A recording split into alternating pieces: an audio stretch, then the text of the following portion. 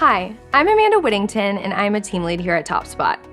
The new user behavior reporting tool can provide your company with a lot of information about the companies visiting your website.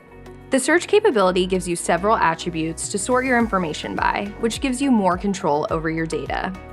Within the search option, you can filter your data by one of many options. See the landing page that brought in the visitor or what geographical area they came from.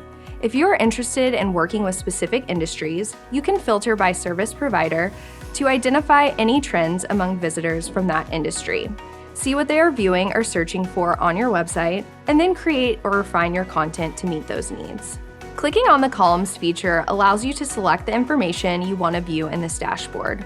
This lets you highlight what you want to see and hide what you don't. Want to know what visitors have come to your site multiple times? You can view that information by clicking on the caret to the left of the company name. Contact your TopSpot team for a custom demonstration of how this applies to your data.